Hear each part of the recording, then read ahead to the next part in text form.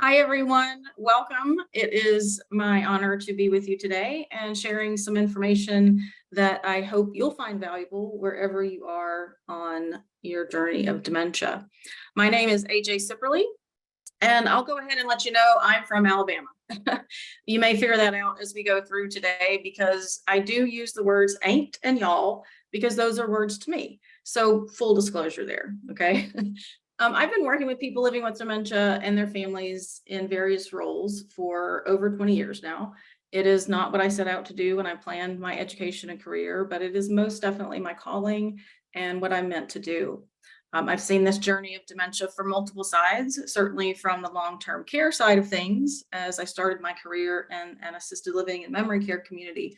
But I also served for a few years with the local chapter of the Alzheimer's Association, which allowed me to serve families throughout their journey, from working with people who were just getting diagnosed to supporting families in continuing to provide care at home. In my current role with the Arbor Company, I support all of our memory care initiatives and programs and team members who support and care for our residents living with dementia in our communities. Many of you are familiar with Teepa Snow and her company Positive Approach to Care. And I've been certified through her organization going on about 8 years now. So if you've learned from her or ever heard her or any of her presentations, much of what you hear from me today may sound familiar to you. So I want to start by talking about and defining a term that might be new to some of you. And maybe not, maybe you've heard it before, but it's the term care partner. You'll hear me use this term throughout today, and I want to define it for you and share why it's an important distinction. If we were in person, I'd have you pair up and do this with each other, but we're virtual today. So I want you to pretend. Let's pretend that I'm your caregiver and you are the person that I love and care for. So I'm going to take my loving and caring hand and I'm going to use it to help you because you need my help.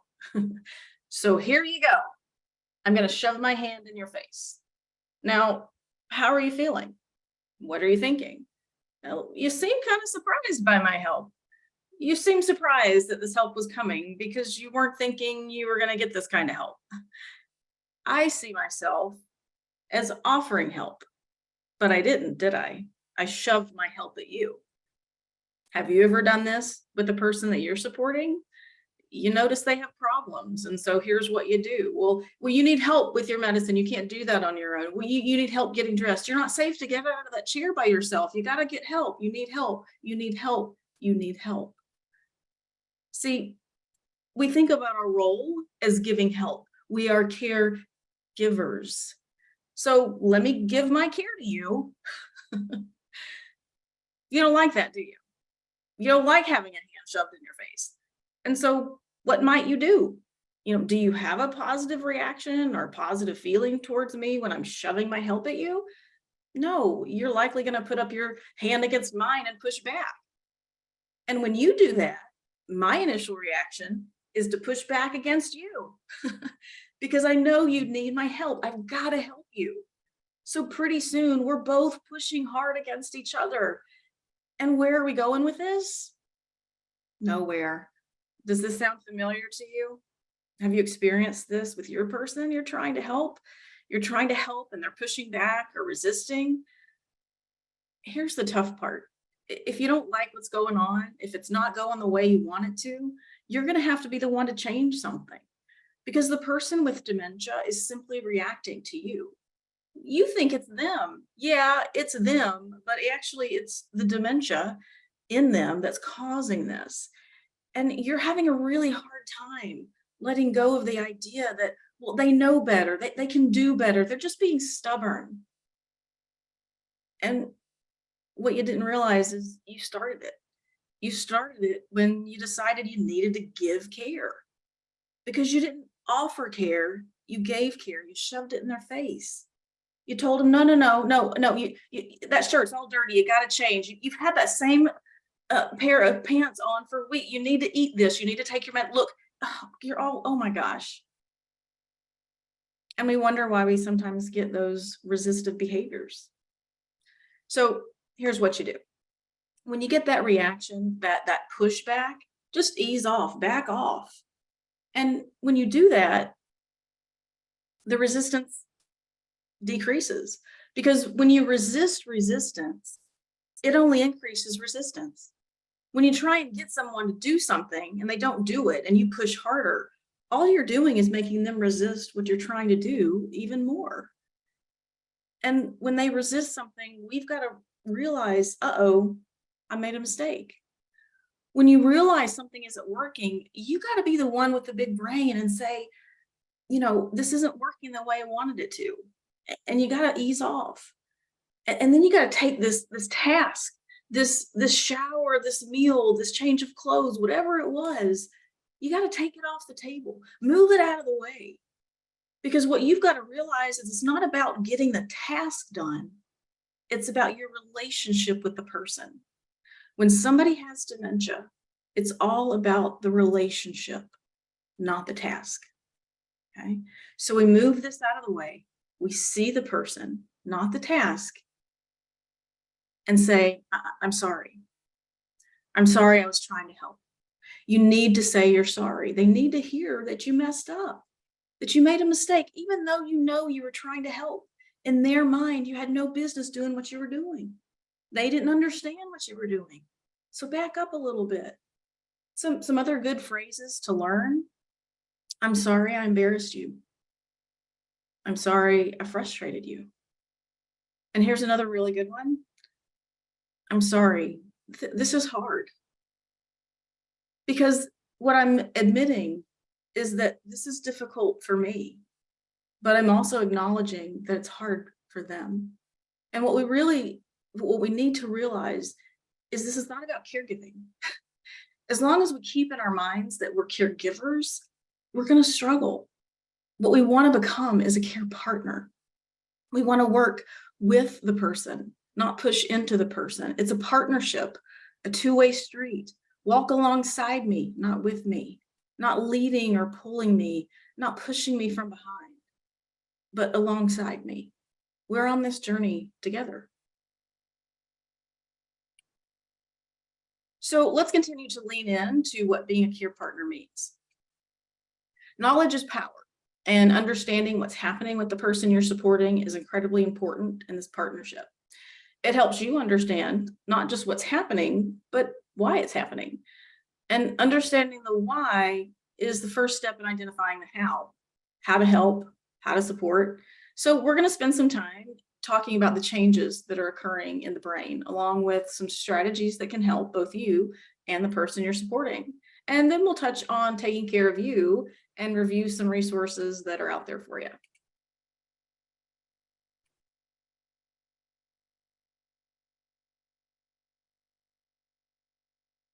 So what is dementia? Well, we all know that there's many different dementias, right? Under that umbrella of dementia, as they say.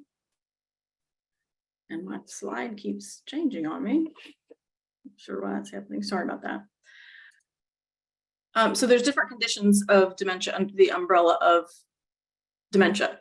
There's Alzheimer's, Lewy body dementia, frontal lobe dementia, vascular dementia. But with any type of dementia, there's two things that's going on.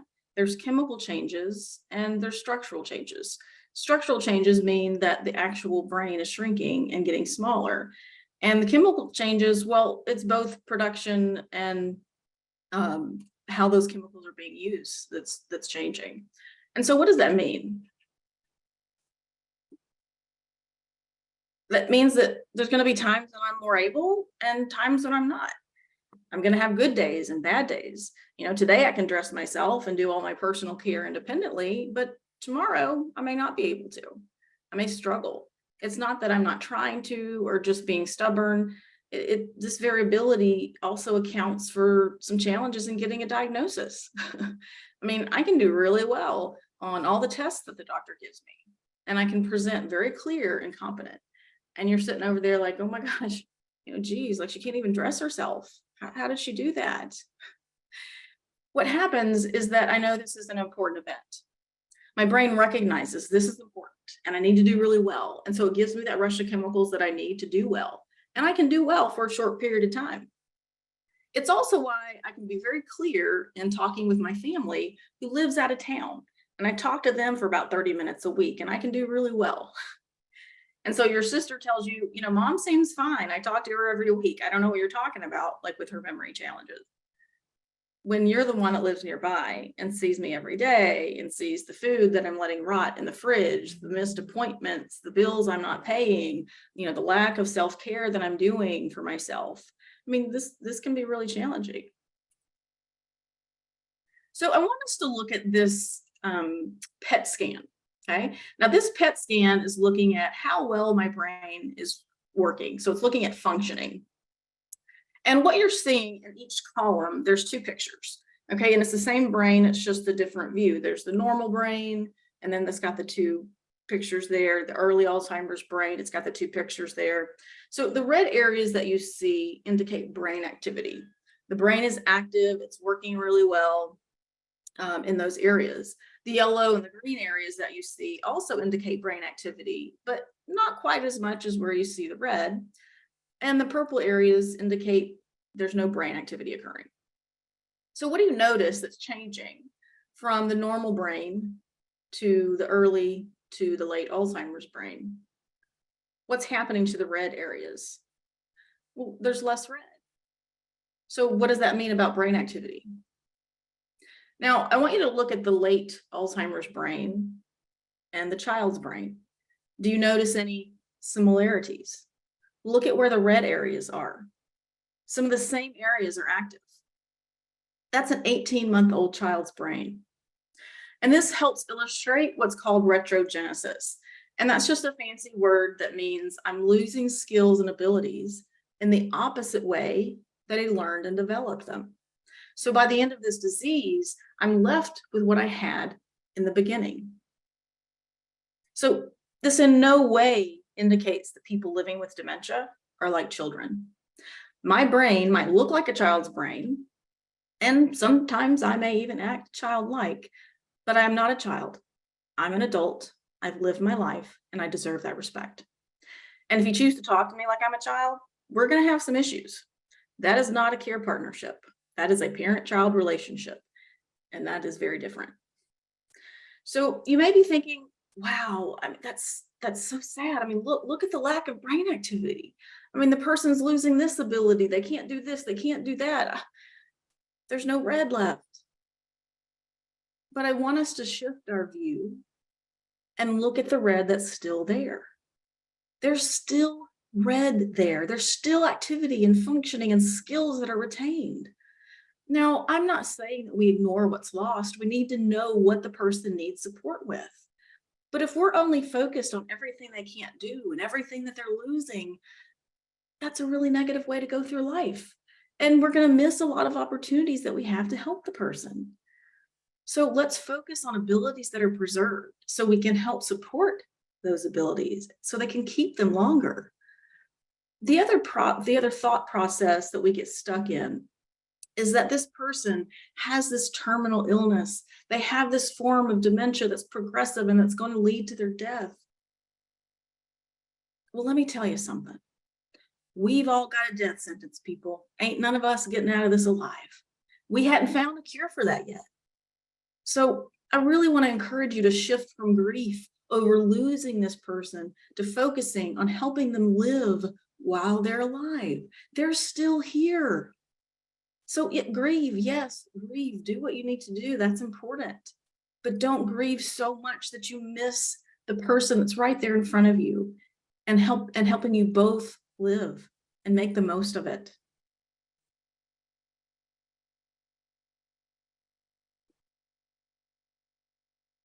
All right, so these two brains, this picture may be familiar to some of you. Oh, these two brains are the brains of actual people who donated their brains after they died.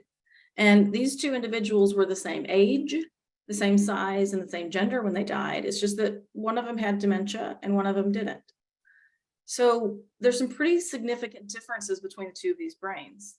The size, the color, I mean, the space between the folds. Do you think that the person with the Alzheimer's brain is going to be able to do the same things that the person with a normal brain can do?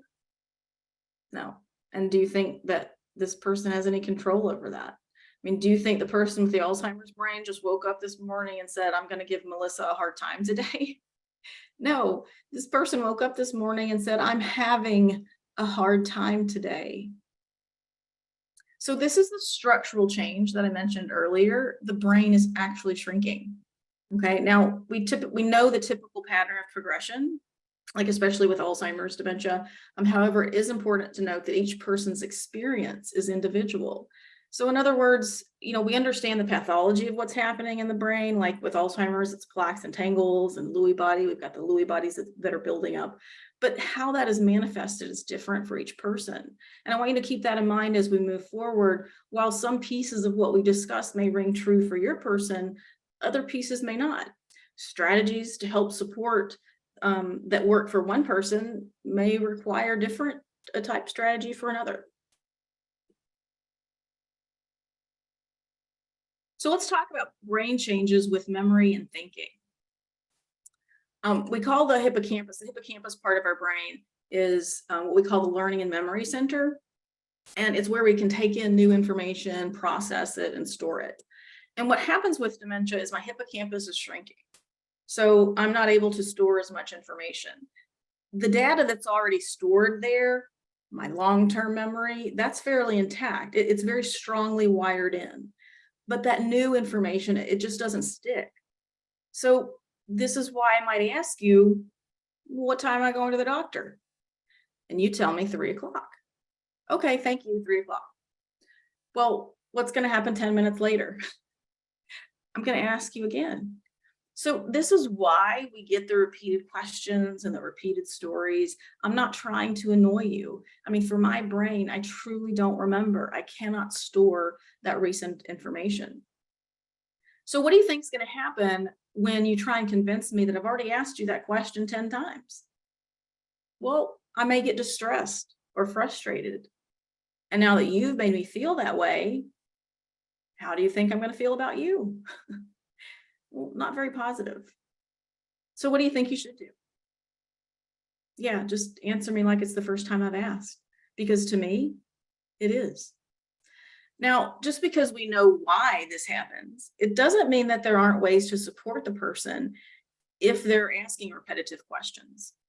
And besides just answering them as many times as they ask, which is fine, but there are strategies that we can try.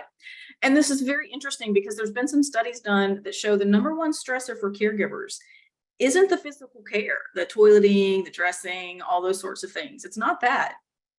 It's the repeated questions. So there's a couple things you could try. Depending on the question, try to determine what might be cueing it. So if I'm asking about going to work or saying, I need to go to work, what time am I going to work? Look around. Did you happen to leave your purse and your keys on the table for me to see? And when I saw it, well, I immediately thought, well, it must be time for me to go to work because that's what I did every morning. I grabbed my purse and my keys and I went to work. So seeing those items might be cueing me. Did you tell me this morning that I'm going to the doctor this afternoon at 3 o'clock? Well, now that I have that information, I'm trying to hold on to it. So my brain keeps bringing it back up, but I don't have all of the information.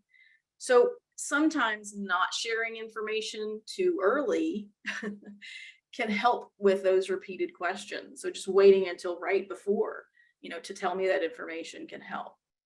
Try giving the person the answer written down. So for example, if the question is, what time am I going to the doctor? Write 3 p.m. Or write, you're going to the doctor at 3 p.m. on a note card, hang it on my mirror, put it in my pocket or somewhere that I can easily access it. And each time I ask you, what time am I going to the doctor? You tell me, well, hey, I wrote it down for you. Check your pocket. And I check my pocket and guess what? There's the answer.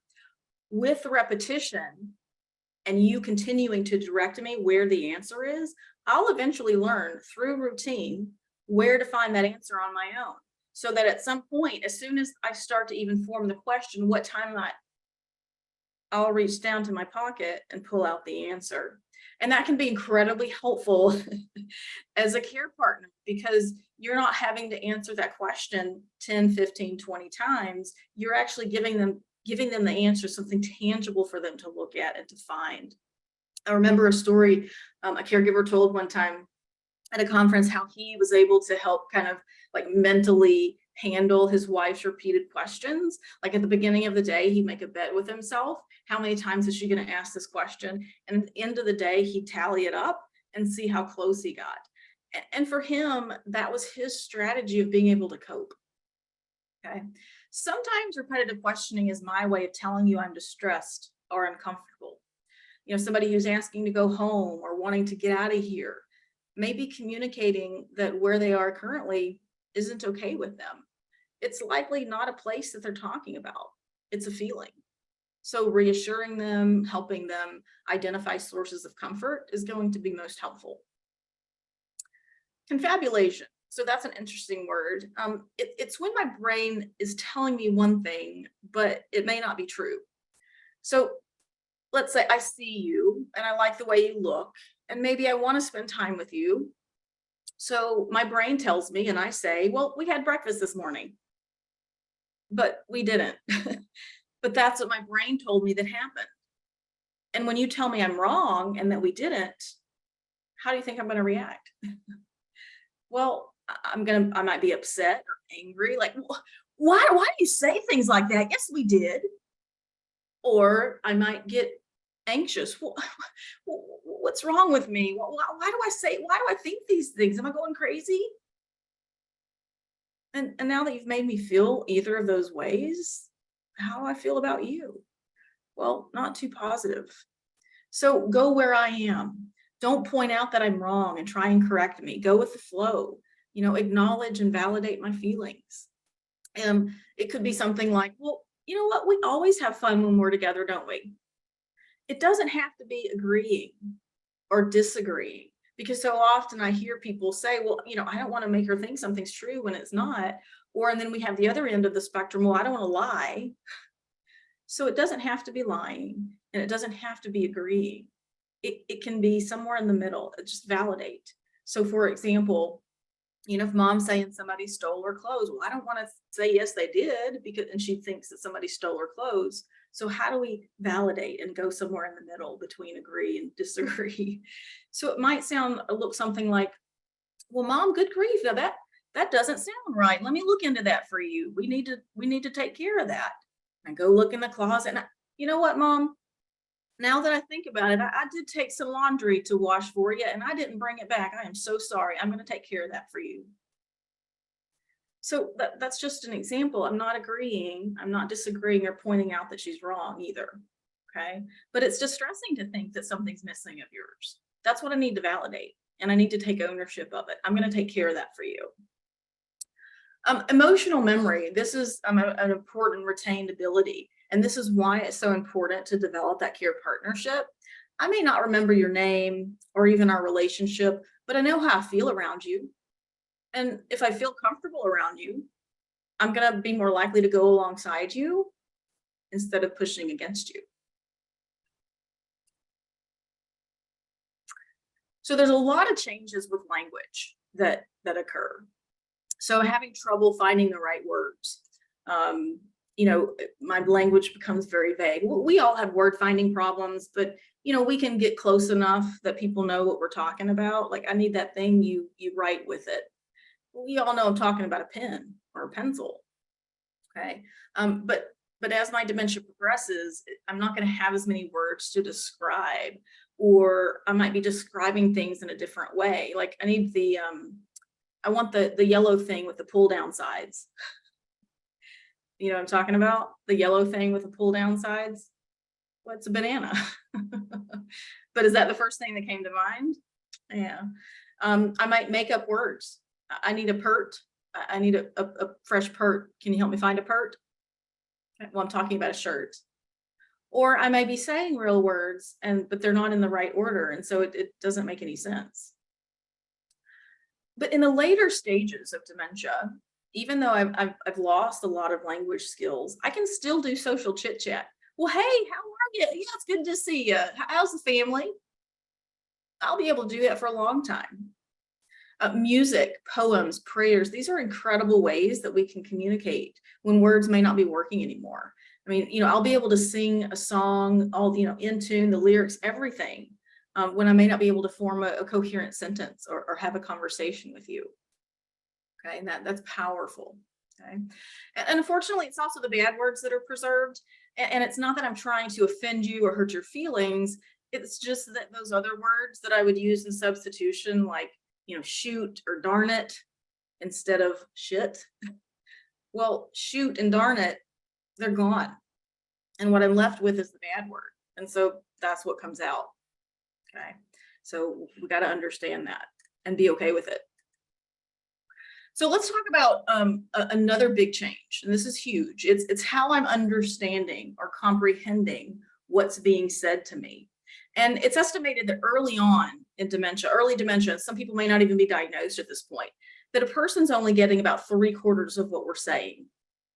Okay, well, I mean, 3/4 of something, that's almost all of it. But is it enough? Early in this, people will miss out of 4. How before you got, do you think? Early in this, people will miss out of 4. How before you got, do you think?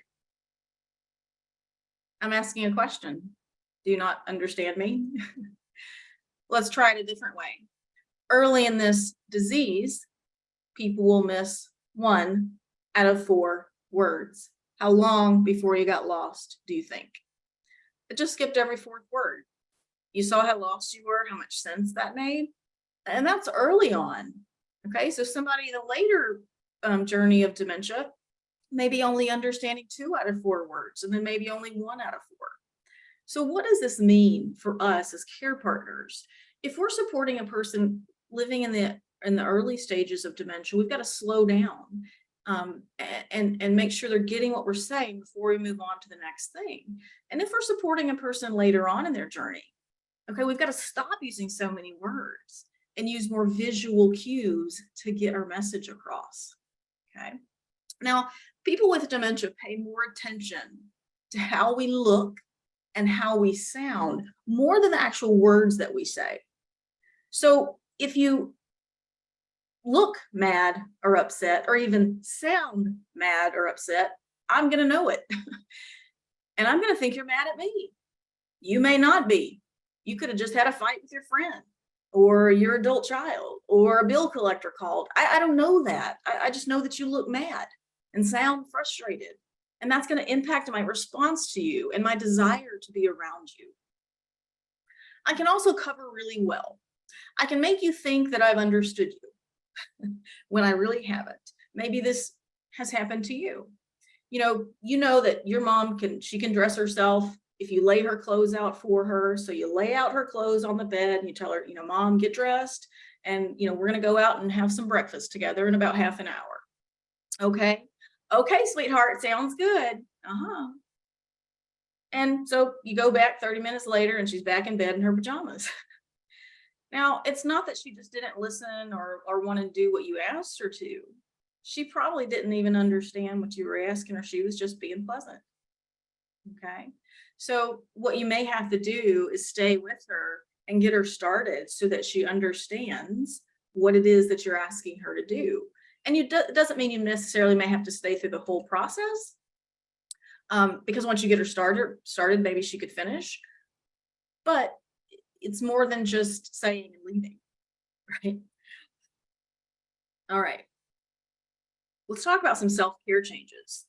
I'm eventually going to lose fine motor skill. This happens more, mid to later stages. And so my ability to use tools is going to be impacted. So tools, utensils, a fork, a spoon, a hairbrush, a toothbrush. I'm having trouble with those things because I'm losing skill in my hands.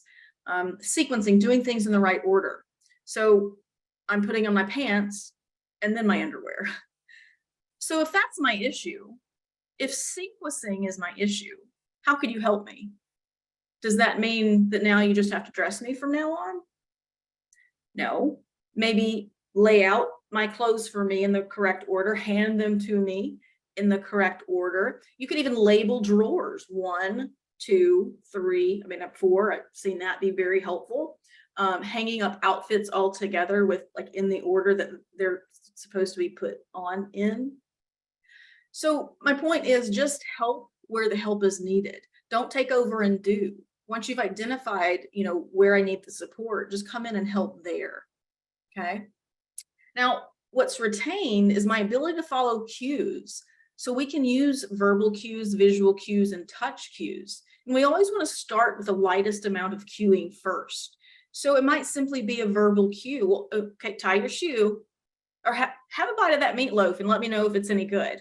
I want to know if I need to keep that recipe. Now, I'm being pleasant and conversational. That's also a cue for me to help you get initiated, get to initiate taking a bite, excuse me. And so that's a cue, right? Visual cues might be demonstration. So I do it to myself and then point to you. Okay, because even mid to later stages, a person can copy us. So for showing, they might then in turn copy us and do.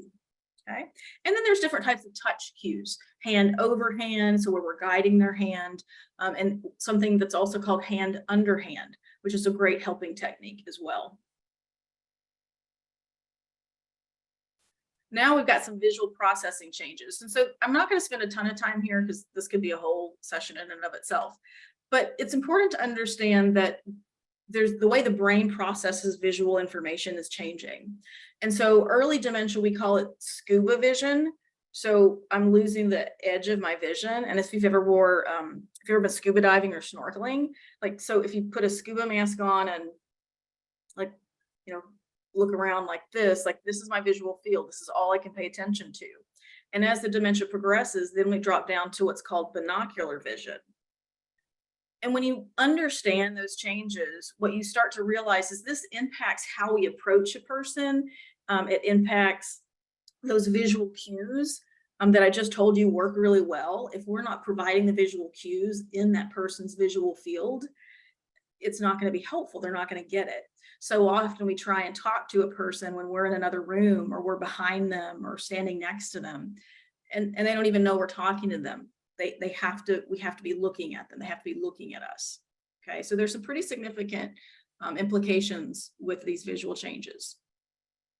And then the next thing we'll talk about is my ability to control my impulses and my emotions. And this mainly comes from our frontal lobe, okay, the front part of our brain. So if I think something, I'm just going to say it. My filter's gone. If I see something and I want it, I may just pick it up. Okay, so I don't have control of my impulses. I don't have that ability to put on the brakes, so to speak. My filter is gone. Okay, but I still want to be respected. I still want to be in control. And I still experience regret after I do something, but that doesn't mean that I had any control over it happening. Okay, so sometimes that's tough, and being able to control my emotions. And so this is why sometimes it can be, just this tiny bit of frustration. It sets me off. Or I might be laughing hysterically and you didn't even say anything that funny. I mean, it's just really hard for me to control those emotions. I mean, you and I, we get upset about something or mad. I mean, we can generally calm ourselves down. People living with dementia, it's not as easy for them. They need our help to do that. So just very briefly, some tips for communication. We won't talk about all of these. Some of these I mentioned, but a couple worth mentioning is slowing down, giving the person time, giving them time to process what you said and form a response. That takes time. So just give me a chance. Don't assume I didn't hear you or I didn't understand you. Okay. The bottom one there, avoid criticizing or correcting. Nobody wants to be told that they're wrong all the time or pointing out all their mistakes or no, you can't, you shouldn't, don't do that. I can't let you. Oh, that's a good one. Those are what we call those parent words. And this should be a care partnership, not a parent-child relationship. Okay. Turn negatives into positives. What is that? How do I do that? So that might sound something like, instead of saying, don't do that, hey, here, do this. Instead of saying, you can't go in there, hey, come over here. So turning negatives into positives. Okay.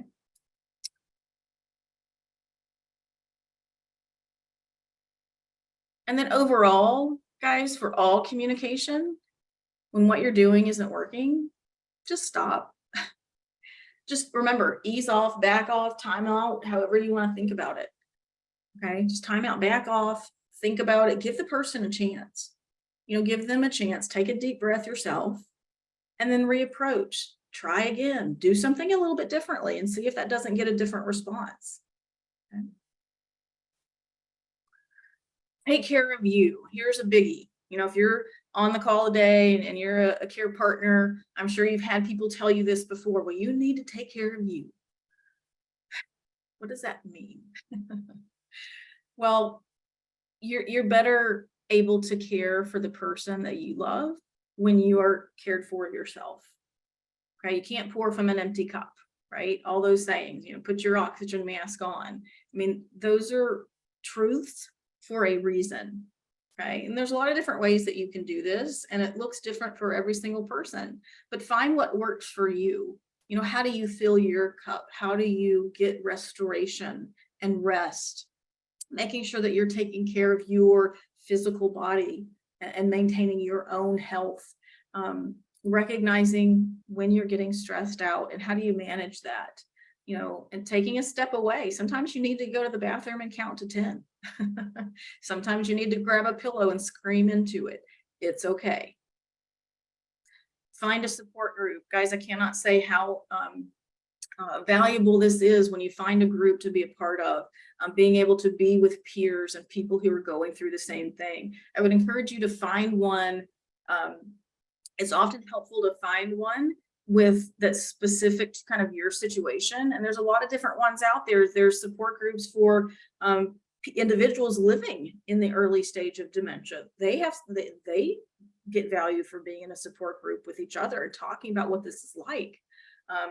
There's adult child support groups. There's support groups for caregivers who have loved ones living in a senior living community, in an assisted living, and a memory care. And make no mistake, just because you may have a loved one living in a community doesn't mean that you are not a care partner anymore. You are absolutely still a care partner, and you're partner with that community who is providing support for your loved one. Okay. Accept offers of help. All the people that always say, well, let me know if there's anything I can do. Take them up on it. Keep a notepad by your bed and a pen. And as you think of things, write it down. Typically, I say keep it by your bed because when you have time to think of things, it's when you lay down finally for the night. And that's when your brain starts to work in overdrive. And you start to all these different things you need to do. As you write them down, see what can you filter out? Oh, well, you know what? Can you go by the pharmacy and pick up, the prescription? Can you go, pick me up a gallon of milk? I mean, these are small little things, but as a care partner, these small little things add up and make a difference for you.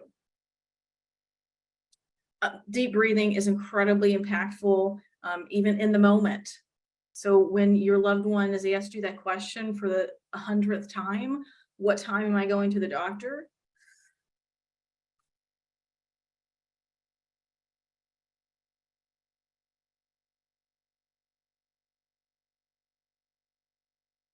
"3 o'clock, Dad. We're going at 3 o'clock." So take those deep breaths and then respond. Okay. Give your brain the oxygen it needs to operate as it should. If you think back to that PET scan we looked at, the difference when you saw the normal brain and the early Alzheimer's brain, if you take a brain under stress, that's what that brain looks like, is the early Alzheimer's brain. So what does that tell you? When you're stressed out, your brain isn't functioning well. And so all the things that you've learned and that that you should do or shouldn't do, and AJ just told us to do this and not do, all that goes out the window. So oxygenate your brain, take a few deep breaths, and then you're good to go. Okay. Journaling can be incredibly helpful for some people. And then humor. Laughing, find ways to laugh, find ways to find humor in things. So important. Okay. And then finally, I'll leave you with some resources. There's so many out there. This is by no means an exhaustive list, and certainly doesn't even capture a lot of the incredibly valuable ones. The Alzheimer's Association, yes, they have a national organization, but there are local chapters, and I would encourage you to find if you have a local chapter, because they do have some potentially some very specific programs that can be helpful for you and your loved ones. And there's also local organizations that may also serve those living with dementia in some of your areas. So do a search and see if you can find something near you like that. As I mentioned at the beginning of our session, Tipa Snow is incredible with resources. Dementia Care Blazers, Natalie Edmonds is great. They're both on YouTube, TikTok, all those social media platforms as well. Dr. Kate, Dementia Code, and of course, our website, the Arbor Company, we have some great resources on there for you as well that you can take advantage of on our website. And then people often ask me about, what are some good books to read? There are many. I just put kind of a top few up there on the slide for you that would encourage you to check out if you have time and if you enjoy reading, or get an audio book or get the ebook, whatever format is best for you. But those can be incredibly helpful as well to learn from others' experiences and find resources that are going to work for you and the person that you're supporting. Guys, listen, I hope this has been helpful for you. I've certainly enjoyed being with you. I'm going to turn it back over to Melissa now to see if we have any questions. Excellent presentation. Very thorough. I think we do have a quick question here at the bottom, and it's about the webinar itself. And it comes from Mary Ellen, and she asks, can others view this recorded presentation? Yes. So we are live right now, starting tomorrow. All of you who have RSVP'd for this webinar and you're here with us will get an email with the link to this webinar so that you can send it off to friends, family. You can rewatch it over and over and over again in case you weren't able to quickly jot down notes or are in a place where you can't do that. So yes, you will get a copy of this wonderful webinar. This is a good time, guys, to ask your questions. So what we would like you to do is utilize the Q&A button, just like Mary Ellen did. At the bottom of your screen, you can type your questions out there, and I'll be happy to get to as many of those questions as we can. I think as we wait for people to kind of come up with some questions that they may have, let's discuss when as a care partner, right? I think most of us want to take care of our loved ones for as long as possible, right? And sometimes I think it maybe gets to a point where you can no longer do that, or you need full-time help. So AJ, on that end, what are some tips that you can give people where you can kind of gauge, I think it's time that I can no longer do this, and I need to now turn this care over to a professional full-time? Yeah, absolutely. So typically there's three things that I tell people to look at. I mean, certainly safety, safety not only of the person that you're caring for, but your safety as the care partner and the safety of others around that person. Whether it's in a home just may not be safe enough. Whether it's that the person is, getting out and wandering, getting lost, whatever that might be. And so certainly that's something easy to think about. Another one is to think about your health and your ability as a care partner to continue doing what it is that you're doing. Maybe your health is failing. Maybe your life is suffering because of the care that you're providing to your loved one. A lot of care partners still have full-time jobs and they're still caring for loved ones with dementia, and that can be incredibly challenging. So at what point, is it time to kind of turn that over to somebody else? And finally, look at the person you're caring for, their quality of life. Are they sitting in front of the TV, just immobile all day, not really engaging with anyone or anything? I mean, if that's the case, they're going to decline much quicker than if, they were involved and engaged and connected. And so often at home, it's hard to provide that. And so, adult daycares, senior living communities that have programs and different people providing different opportunities for people to engage specific to where that person is and their ability level. And that's the beauty of it, right? So it's not just one thing for everybody, it's multiple things for people based on their interests, but also their abilities. So we want you to be successful. So we're going to adapt this program so that you can find success and enjoy it.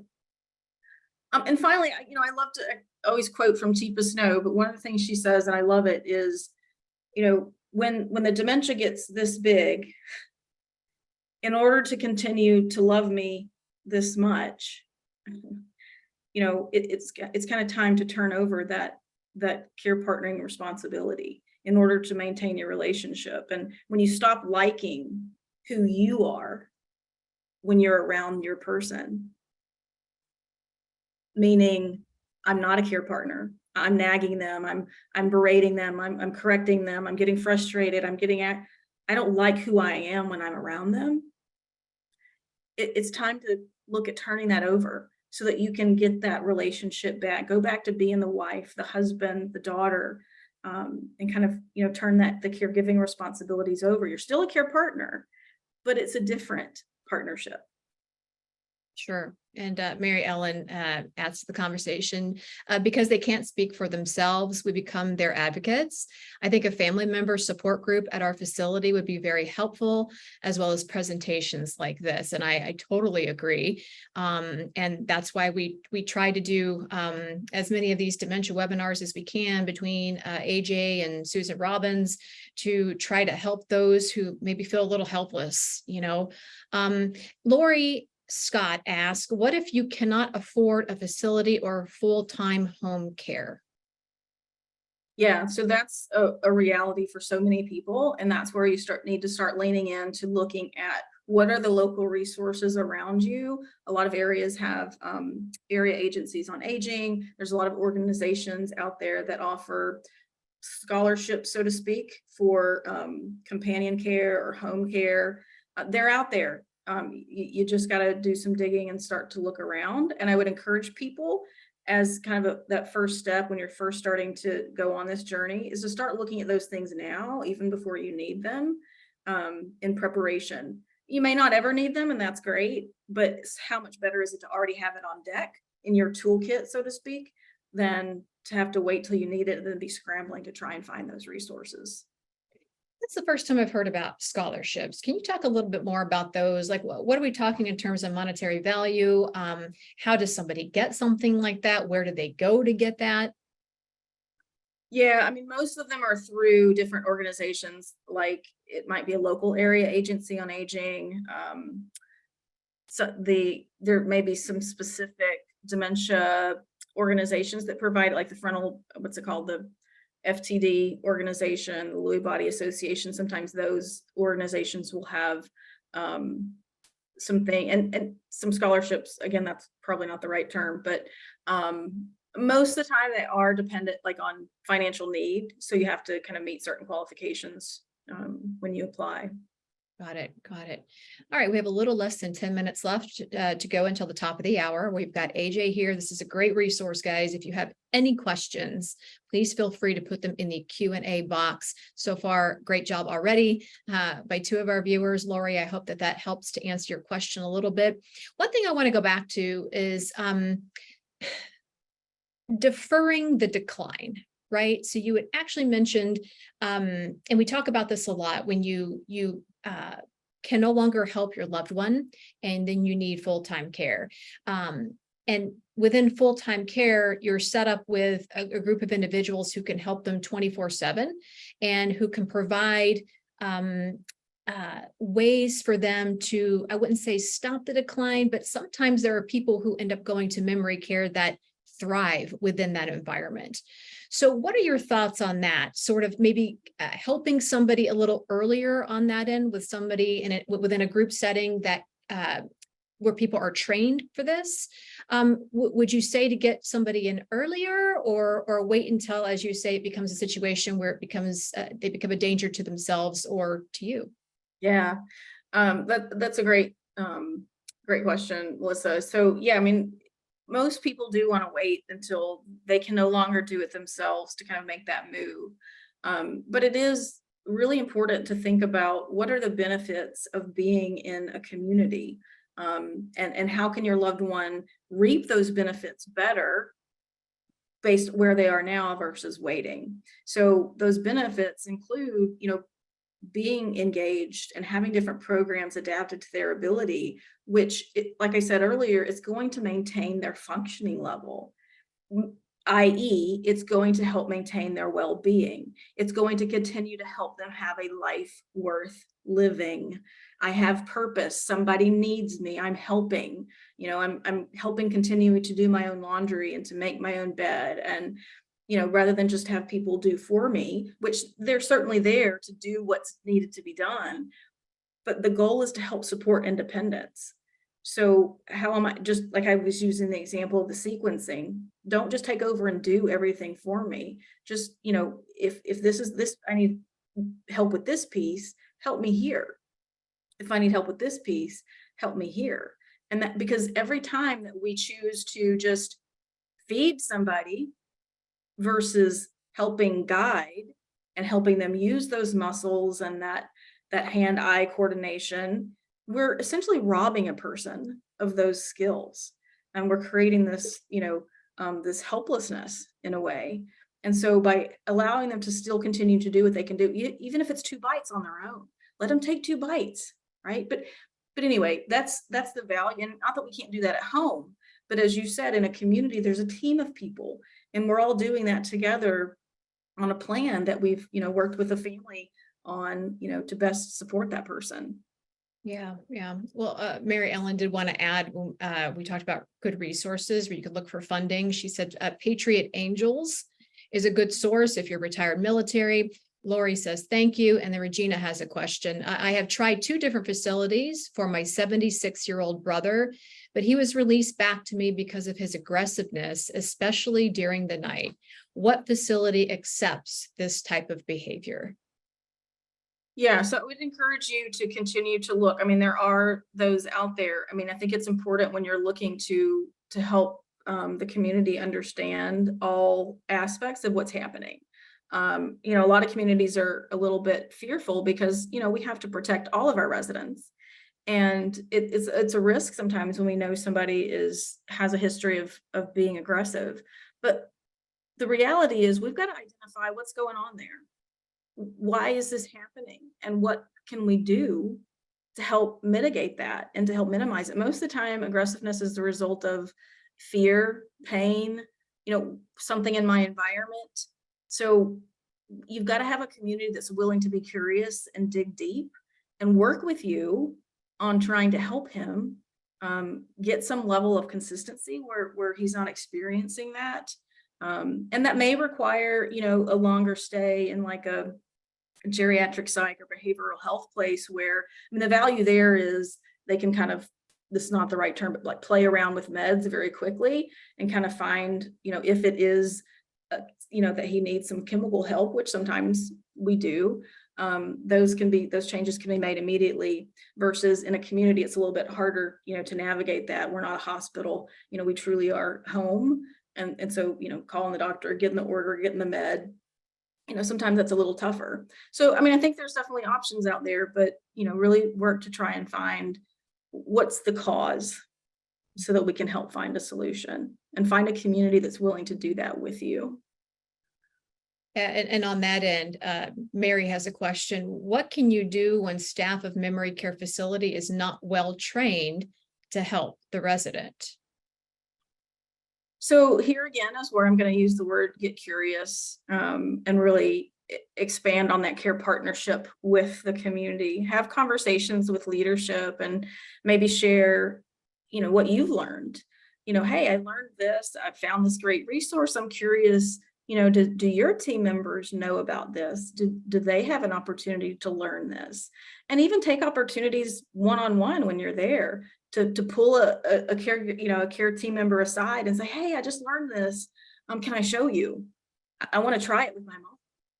And sometimes that has more impact than, some classroom training, right? But my main answer to you would be just really, talk with leadership and in a collaborative way to try and identify what's going on there and get some more training.